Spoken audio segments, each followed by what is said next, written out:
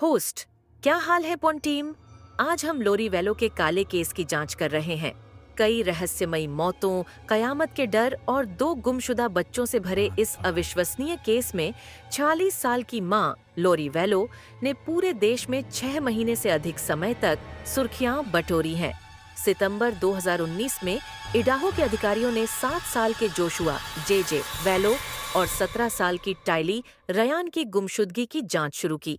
उनकी रिपोर्ट की गई गुमशुदगी से पहले उनकी मां लोरी वेलो ने जे को उसके अंतिम बार अपने सामने वाले यार्ड में खेलते हुए देखे जाने से एक दिन पहले कैनेडी एलिमेंट्री स्कूल से निकाल लिया था, यह दावा करते हुए कि वह 2nd ग्रेडर की होम स्कूलिंग शुरू करने की योजना बना रही थी। वेलो ने यह भी कहा कि उन्होंने अपने बेटे का सर्विस डॉग दे दिया था, यह कहते हुए कि वे जे के ऑटिज्म को समर्थन देने के लिए एक अलग दिशा में जा रहे थे। जे, आपका नया पसंदीदा खिलौना क्या है? मामा और पाव पाव को दिखाओ। दूसरी ओर टाइली रयान को अपने भाई के गुम होने से 2 सप्ताह पहले येलोस्टोन नेशनल पार्क का दौरा करते हुए आखिरी बार देखा गया था। पहले यह स्पष्ट नहीं था कि क्या टाइली पार्क में अकेली थी जब वह गायब हुई थी, लेकिन पुलिस ने बाद में उस दिन की तस्वीरें मांगी। जब तस्वीरें iCloud पर सामने आईं तो यह स्पष्ट हो गया कि जब टाइली को आखिरी बार देखा गया था तब उसके साथ लोरी वेलो, एलेक्स कॉक्स, वेलो का भाई और जे भी थे। जब पुलिस लापता बच्चों की चिंता रिपोर्ट का जवाब देते हुए वेलो के घर पहुंची तो लोरी वेलो और उसके साथी चार्ड डेबल ने दावा किया कि दोनों बच्चे एरिज़ोना में विस्तारित परिवार के साथ रहने के लिए चले गए थे। हालांकि वास्तव में यह बच्चों की दादी थी जो एरिज़ोना में रहती थी, जिसने पहली बार अपने पोते पोतियों के गुमशुदगी की रिपोर्ट की थी, क्योंकि वह हैरान थी कि उसने काफी समय से जे से बात नहीं की थी। जब कानून प्रवर्तन अगले दिन संदिग्ध जोड़े से और पूछताछ करने के लिए लौटा तो उन्होंने पाया कि दोनों अचानक से वहां से भाग गए थे। जनवरी की शुरुआत में रेक्सबर्ग पुलिस ने कहा, हमें दृढ़ विश्वास है कि जोशुआ और टाइली की जान खतरे में है। 25 जनवरी 2020 को पुलिस ने वेलो और डेबल को हवाई के कोई में एक समुद्र तट के पास ड्राइविंग करते हुए पाया। महिला न्यूज़कास्टर, हम यह भी सीख रहे हैं कि पिछले महीने द्वीप पर दंपति की किराए की कार की तलाशी के दौरान पुलिस ने क्या पाया। शपथ पत्र के अनुसार पुलिस को टाइली और जे दोनों के जन्म प्रमाण पत्र, जे का आईपैड और टाइली का एक क्रेडिट या डेबिट कार्ड मिला। घटना स्थल पर उनकी कार की तत्काल तलाशी ली गई, लेकिन 2 लापता बच्चों का कोई सुराग नहीं मिला। वेलो को जल्द ही एक अदालत के आदेशों के साथ शामिल किया गया, जिसमें उसे 30 जनवरी तक इडाहो डिपार्टमेंट ऑफ हेल्थ एवं वेलकेयर के सामने बच्चों को पेश करने का आदेश दिया गया या कानूनी कार्रवाई का सामना करना पड़ा। रहस्यमय तरीके से वेलो ने यह समय सीमा याद कर दी। क्या इसका मतलब यह है कि 2 बच्चों की मां ऐसा नहीं कर पाई? अगर वह अपने लापता बच्चों को ठिकाने के बारे में अधिक नहीं जानती हैं, तो वह स्पष्ट रूप से चार्ज से बचने के लिए तैयार है। हालांकि शायद उसके पास इसे स्वीकार करने के अलावा कोई विकल्प नहीं है। यदि उसका एकमात्र अन्य विकल्प कुछ बहुत अधिकांश समय स्वीकार करना हो। अपने बच्चों की कथित गुमशुदगी के बाद लोरी वेलो ने अपने 5वें पति चार्ड डेबल से शादी करने का फैसला किया। Entitled Living on the Edge of Heaven, where I tell more about my 2 near-death experiences and how that prompted me to write. 5 नवंबर 2019 को शादी करने के बाद नवविवाहित जोड़े ने दुनिया के बीच मुस्कुराते हुए समुद्र तट की तस्वीरें साझा कीं, जो जे और टाइली के बारे में जवाब के लिए उन्हें परेशान कर रही थी। रिपोर्टर, देश भर में लोग आपके बच्चों के लिए प्रार्थना कर रहे हैं, आपके लिए प्रार्थना कर रहे हैं। आप जवाब क्यों नहीं देते? यह अच्छा है। नैरेटर, लोरी के अपने बच्चों के लापता होने के कुछ ही हफ्तों बाद लोरी की पूर्व पत्नी टैमी डेबल की उनके इडाहो स्थित घर में अचानक कथित तौर पर प्राकृतिक कारणों से मृत्यु हो गई थी। वह केवल 49 वर्ष की थी और कथित तौर पर उसे बिस्तर पर मृत पाया गया था। फ्रीमोंट काउंटी शेरिफ के अनुसार परिवार के सदस्यों ने पोस्टमार्टम कराने से इनकार कर दिया। What happened today? How did it get to this? I don't know, he was enraged. What's going on? What happened? He was talking with my sister earlier. No, what happened today though? Like just in the last 20 minutes. He came at me with a bat. Okay. Was he living here or No. visiting? He came to pick up his son. Okay, is this son? भी अजीब बात यह है कि lorry के पूर्व और चौथे पति चार्ल्स वेलो की मृत्यु 2019 में लॉरी के भाई एलेक्स कॉक्स के हाथों हो गई थी। महिला डिस्पैचर 9 जनवरी 2001 आपकी आपात स्थिति कहा है। लड़का, यहाँ एक बड़ा आदमी है जिसका नाम एलेक्स है। वह यहाँ मेरे बाथरूम में बेहोश हो गया है। महिला डिस्पैचर, ठीक है, क्या वह अभी जाग रहा है? लड़का, मुझे लगता है कि वह बेहोश हो गया है। महिला डिस्पैचर, क्या आप अपनी माँ को फोन पर ला सकते हैं? लड़का, वह यही है, आप स्पीकर पर हैं। महिला डिस्पैचर, ठीक है मैडम, पैरामेडिक्स आ रहे हैं, लेकिन इस बीच हमें उसे उसकी पीठ के बल फ्लैट लेटाना होगा और हमें उसे छाती पर दबाव देना होगा, ठीक है? लड़का, छाती पर दबाव। वर्णनकर्ता, तब से यह अटकलें लगाई जा रही हैं कि शायद लोरी का भाई एलेक्स चार्ड डेबल की पूर्व पत्नी की रहस्यमय मौत में शामिल था। लोरी वेलो के करीबी सूत्रों ने खुलासा किया है कि उन्होंने टेमी डेबल की मौत से पहले ही अंगूठियों की खरीदारी शुरू कर दी थी। महिला रिपोर्टर, खरीदारियों में से एक $35 की मालाचाइट जेमस्टोन रिंग थी, जो उनके नए रेक्सबर्ग, इडाहो पते पर भेजी गई थी। यह सब 2 अक्टूबर को हुआ था। लगभग 2 हफ्ते पहले चार्ड की पत्नी टेमी की नींद में मृत्यु हो गई थी।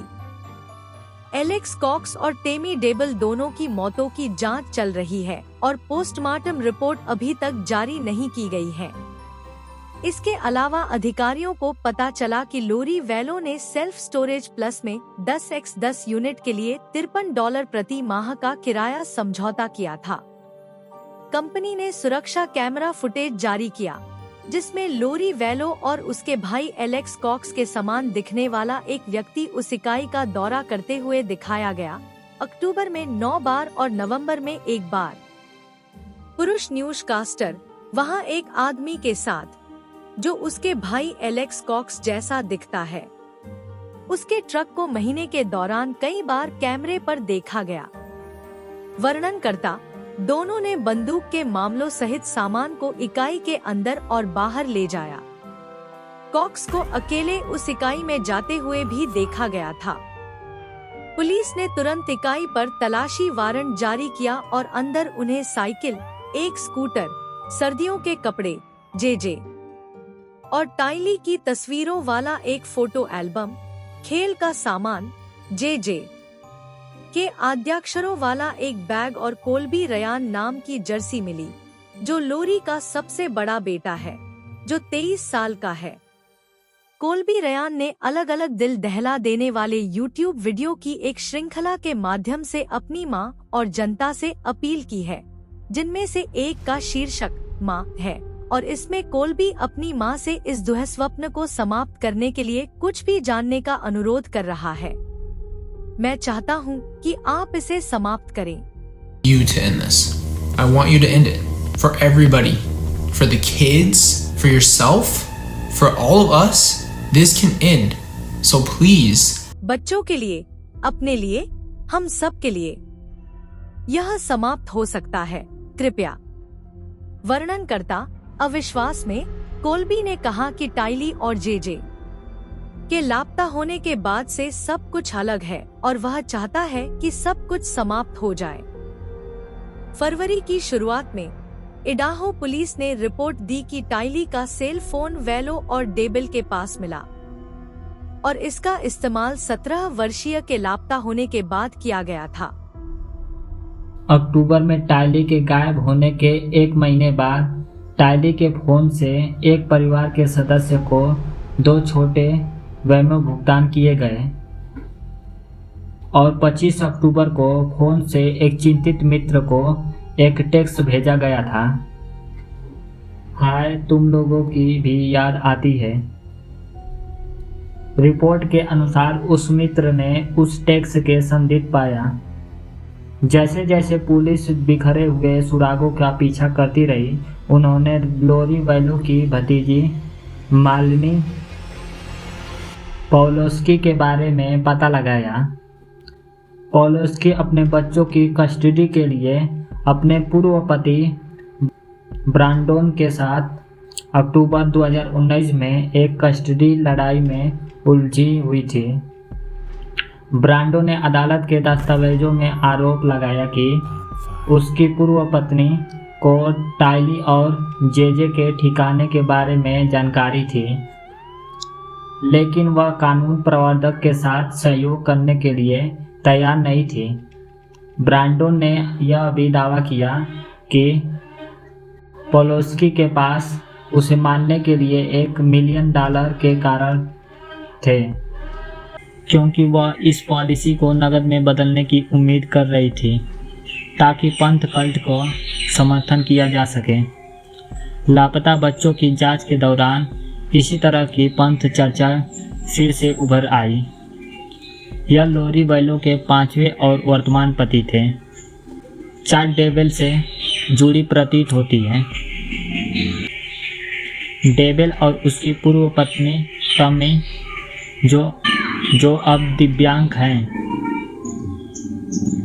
उन्होंने स्प्रिंग क्रीक बुक कंपनी की स्थापना की थी, जिसमें चैड के अंत समय के बारे में कई धार्मिक थीम वाले उपन्यास प्रस्तुत करने की अनुमति मिली।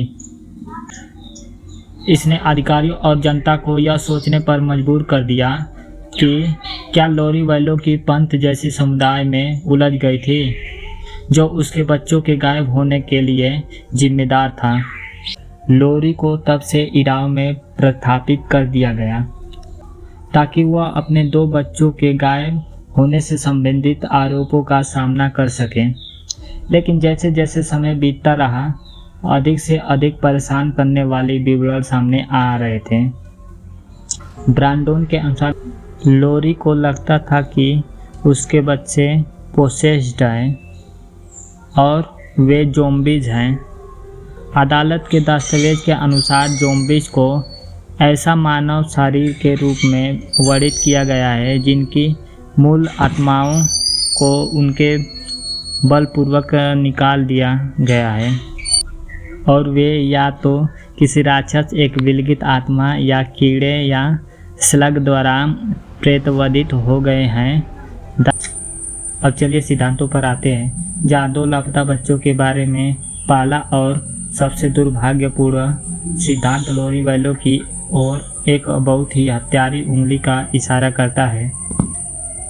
शायद इन बच्चों को 2019 के हमले और चार्ल्स वैलो की हत्या के गवाह के रूप में दिखाया गया था और लोरी और उसके भाई ने उन्हें खत्म करने के लिए एक जटिल योजना बनाई।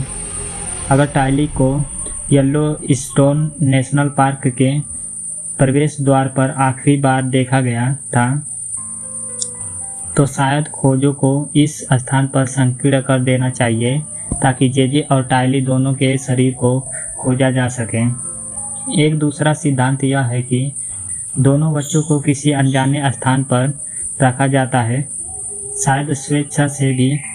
अगर लोरी और चार्ल्स जिस जुलाई के अंत समय की तैयारी के लिए इतने प्रसिद्ध प्रतीत होते हैं, उसके आने से प्रतीक्षा कर रहे हैं, शायद यह जोड़ा हवाई में अपने आखिरी छुट्टी मना रहा था और अपने बच्चों के बारे में सवालों को जवाब देने से इनकार कर रहा था, यह सच्चा विश्वास रखते हुए कि जुलाई में दुनिया का अंत हो जाएगा। जैसा कि यह सिद्धांत तो पागल लग सकता है, शायद 2 भटकते हुए वयस्क खुद को धार्मिक कल्पना की दुनिया में इतनी गहराई से खो चुके थे कि यह परिदृश्य उनके दिमाग में संभव प्रस्तुत हो गया था।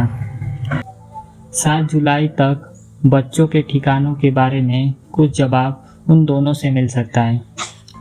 हम इस तथ्य को भी नज़रअंदाज नहीं कर सकते कि दोनों ने माना कि बच्चे ज़ॉम्बीज थे, जिससे उनके गायब होने में भी भूमिका हो सकती है। शायद टाइली रायन ने फैसला किया कि वह अपनी मां के साथ जी रही जीवन से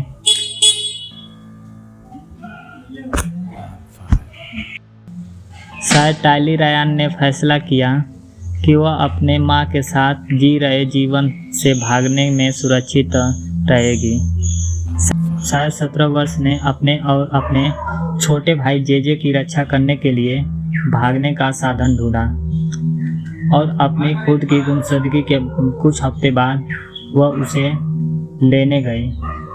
यह सिद्धांत सबसे सकारात्मक परिणाम प्रस्तुत करेगा, लेकिन अगर ऐसा है तो बच्चे के रिश्तेदार के साथ छिपने से रोकने और अपने भागने के बारे में खुलासा करने से क्या रोका हुआ है।